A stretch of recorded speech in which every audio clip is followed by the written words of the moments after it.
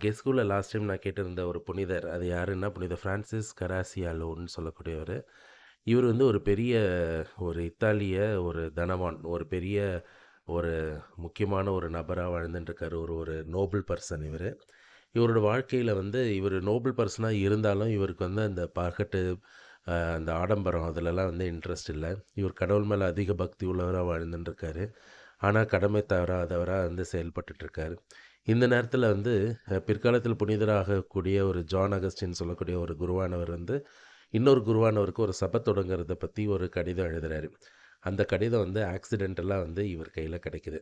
அத வாங்கி, இவர் வந்து அத ஒரு தேவ அழைத்தலா கன்சிடர் பண்ணி, இவர் போய் அந்த குருவானவர பார்த்து, இவரும் வந்து துறவற வாழ்க்கையில ஈடுபடுறாரு. தன்னுடைய எல்லா விதமான எல்லா விதமான ஆடம்பரங்களையும் விட்டு அவர் வந்து துறவறத்துல வந்து ஈடுபடுறாரு. அந்த மாரி ஈடுபடும்போது, அ அ அவரும் இவரும் சேர்ந்து ஒரு சபைய தொடங்குறாங்க. அந்த சபை பேரு மைனர் கிளர்க்ஸ் ரெகுலர் அப்படின்னு சொல்லக்கூடிய ஒரு சபை. அந்த சபை வந்து இத்தாலியில வந்து ஒரு பெரிய சபையா உருவாயின்ருக்கு.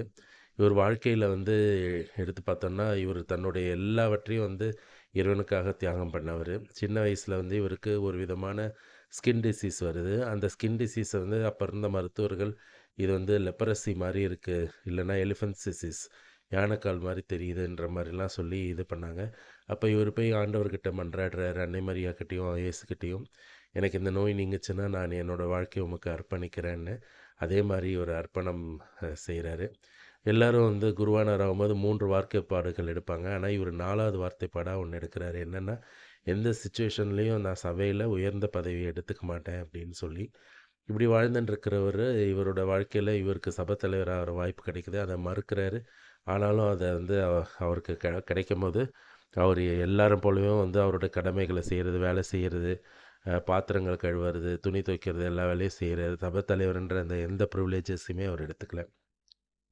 இவர் வந்து குக்கு, எல்லா சமையற்காரர்களுக்கும் பாதுகாவலரா வந்து கருதப்படுறவரு. இவர் இறந்த பிறகு இவருடைய இதயத்தில ஒரு விதமான அடையாளத்த வந்து மருத்துவர்கள் கண்டுபிடிச்சு சொல்றாங்க. இதயத்த சுத்தி இதயம் எரிஞ்ச நிலையில அதில ஒரு வார்த்தை, "the zeal of the house hath consumed me" அப்படின்னு சொல்லி எழுதப்பட்டிருக்குது. அதான் ஆண்டவர் என்னை ஏற்றுக்கொண்டார் அப்படின்ற மாதிரியான ஒரு வார்த்தை. அப்பேற்பட்ட மகப்பெரிய சிம்பிளான ஒரு புனித பிரான்சிஸ் கராசியாலோ அப்படின்னு சொல்லக்கூடியவர். Praise the Lord.